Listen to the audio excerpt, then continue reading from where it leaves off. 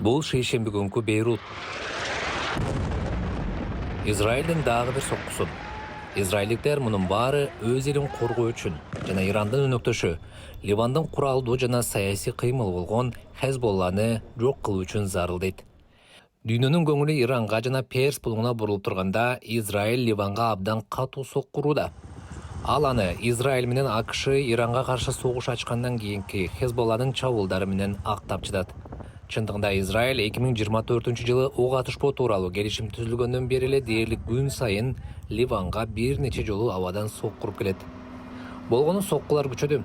Булар чек араны көздөй бара жаткан кошумча күчтөр. Израиль Газадагы тактикасын колдонуп, Ливандын түштүгүндөгү кеңири аймакка басып кирип, ээлеп алуу үчүн көбүрөөк аскерлерин жөнөттү. Ливандын чек арага жакын айылдарындагы бардык үйлөр Газадагы Рафах жана Бейт Ханун сыяктуу буздурулат. Бул чек арадан түндүктүн тургундарына келген коркунучтарды биротоло жок кылуу үчүн зарыл.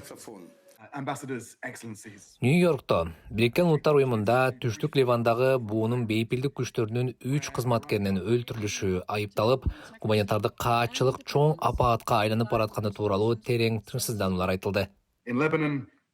Ливанда акыркы 4 жуманын ичинде 1.100.000 ашык адам, анын ичинде 370.000 ашык жаш бала жер которгон. Акыркы бир айда 200.000 ашуун адам Сирияга өткөн.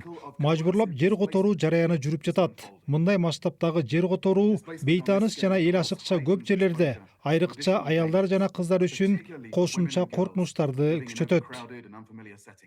Израилдин чабуулдардан улам үйлөрүн таштап кетүүгө мажбур болгон адамдар Бейруттун көчөлөрүндө чатыр тигип жатышат. Алсыз Ливан мамлекетинин мынчалык көп качкынды тамак аш же турак жай менен камсыз кылууга чамасы жетпей турат. 12 жаштагы сириялык кыз Нариман Аль-Иса эжеси менен баш калкалап жүрөт.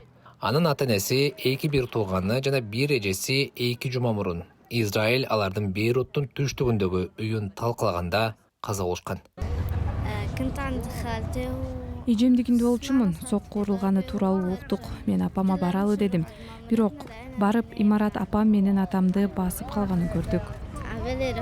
Мектепке кайтсам дейм, досторум менен ойноп, жашоо мурдагыдай болсо экен дейм. Азыр оор болууда. Жашоо мурункудан да кооз болуп калса экен деп үмүттөнөм. Ливандын бир жогорку даражалуу дипломаты мага Ливандагы кризис жана Израилдин чабуулдары Ирандын өнөктөшү Хезболлага карата колдоону күчөтүп жатканын айтты. Ал эми Израиль анын айтымында Ливанды жок кылып жатат.